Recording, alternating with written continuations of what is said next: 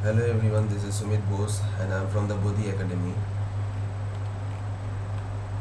Today we are going to discuss the chapter in the earliest cities. Okay, so what are the we are going to know this chapter in detail. Okay, so without any further delay, let's start.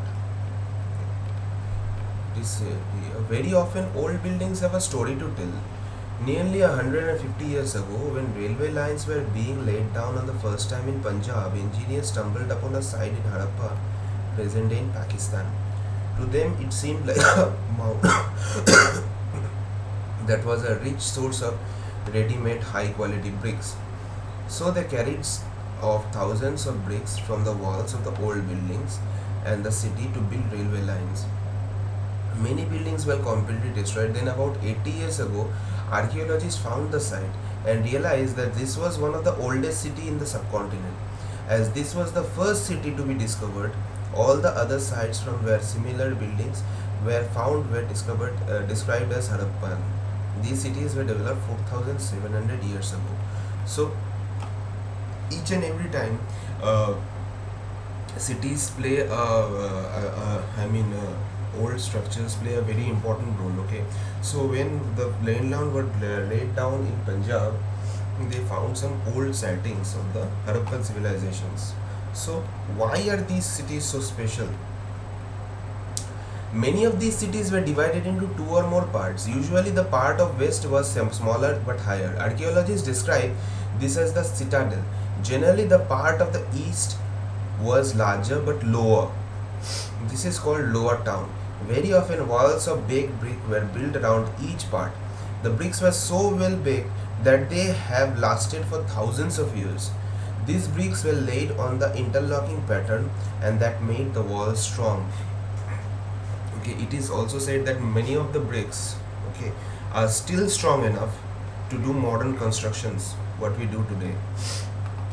In some cities, special buildings were constructed on the citadel. For example, in Mohenjo-Daro, a very special tank, which archaeologists call the Great Bath, was built in this area. This was lined with bricks coated with plaster and were made watertight with a layer of natural tar. So there was the main one of the main buildings or the main architecture we can see in the Great Bath. Okay, it was big. It was made with lined with bricks, coated with plaster, and watertight layer with the natural tar. There were steps leading down to from two sides. Water was probably brought in from a well and drained out after use. Okay, perhaps important people took a dip in this tank on special occasions. Other cities such as Kalibangan, Lothal had fire altars where specifices may have been performed, and some cities like Mohenjo-Daro, Harappa, and Lothal have elaborate storehouses. So this is the story of the Great Bath. This is the picture of the Great Bath. I hope you can see. Okay. Houses, drains, and street. Generally, houses were either one or two stories high, with rooms built around the courtyard. Most houses had a separate building area, and some wells were wells to supply water. Many of these cities had covered drains, so we can see that the drainage pattern was they used to the excellent in the Harappan civilization. Very often, drains in houses were connected to doors on the streets, and smaller drains led into bigger ones. As the drains were covered, inspection holes provided at intervals to clean them. At all three houses, drains and street were probably planned and built at the same time. Life in the city. A Harappan city was a very busy place. There were people who planned the construction of the special buildings in the city. So Harappan city was a very busy place. Okay. These were probably the rulers. It is likely that the rulers sent people to distant lands to get metal, precious stones, and other things that they wanted. They may have kept the most valuable objects such as ornaments, gold and silver, or beautiful beads for themselves. And there were scribes, people who knew how to write, who helped prepare the seals, and perhaps wrote on the materials that have not survived. Besides, there were men and women, craftspersons making all kind of things either in their own homes or in a special workshop. So that time craftsmen had a very good importance. It was a very big profession in the Harappan civilization. Okay, people were traveling to distant lands and returning with raw materials and perhaps stories. Many terracotta toys have been found and children must play with these toys. So children played with terracotta toys these times. So look, these are the seals and these are the toys. Children used to play with these kind of toys and these were the seals which they used.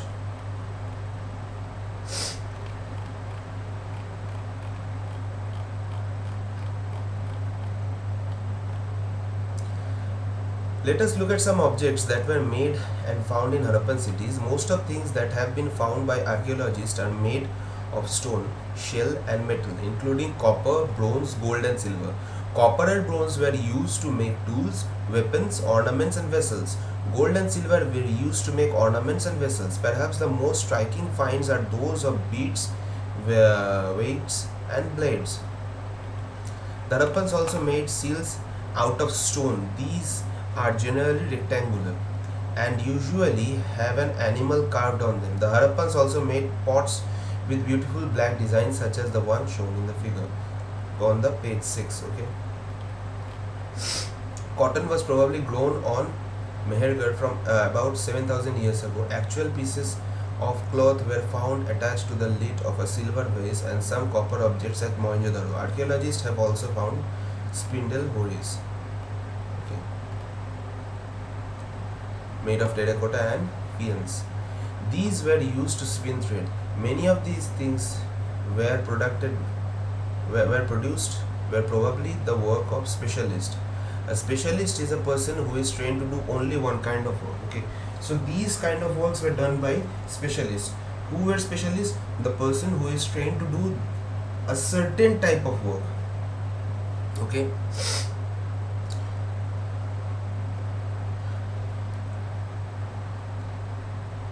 look at the illustration and see how well the face carved and how carefully the beard man is shown. So look, these are the details. Okay, they reminded each and every details whenever they carved out of stone. Okay,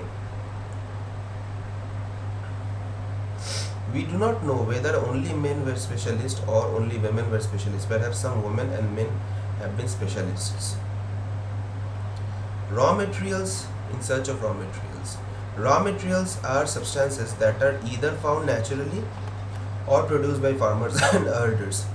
These are then processed to produce finished goods. For example, cotton produced by farmers is a raw material that may be processed to make cloth. While some of the raw materials that the Harappans used were available locally, many items such as copper, tin, gold and precious stones had to be brought from distant places. The Harappans probably got copper from present-day Rajasthan and even Oman in West Asia.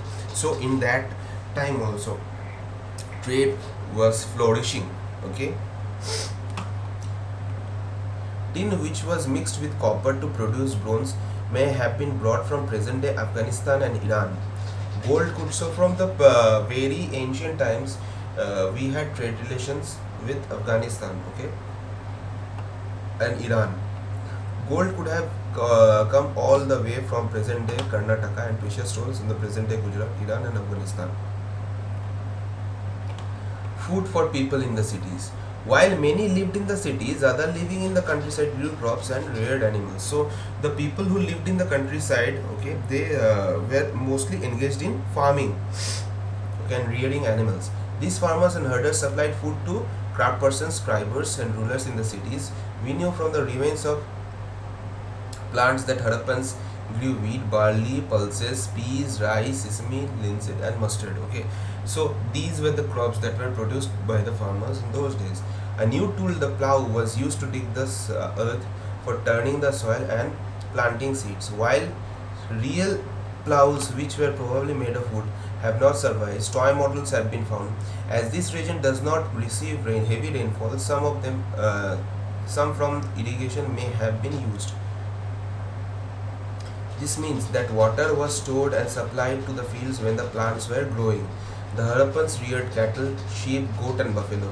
Water and pastures were available around settlements. However, the dry summer months, large herds of animals were probably taken to greater distances in search of grass and water. They also collected fruits like bird, caught fish, hunted wild animals like the antelope. Okay.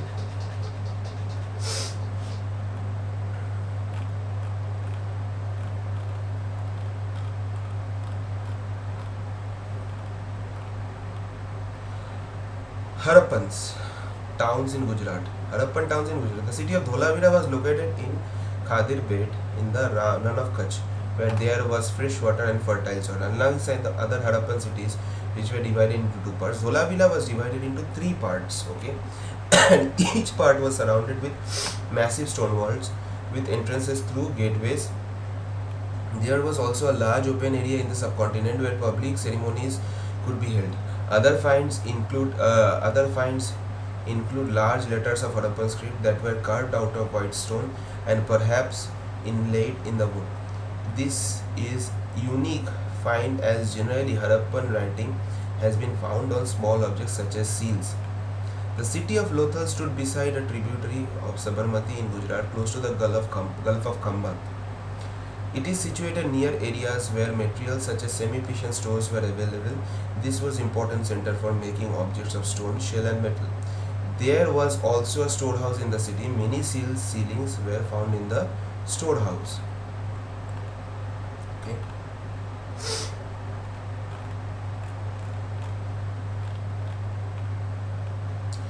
A building that was found here was probably a workshop for making beads, pieces of stone, half-made beads, tools, and bead making, and finished beads have all been found here.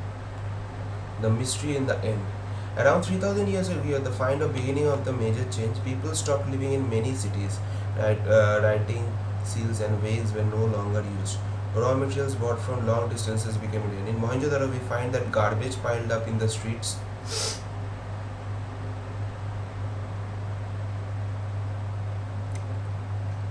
The drainage system broke down and new, less impressive houses were built even over the streets.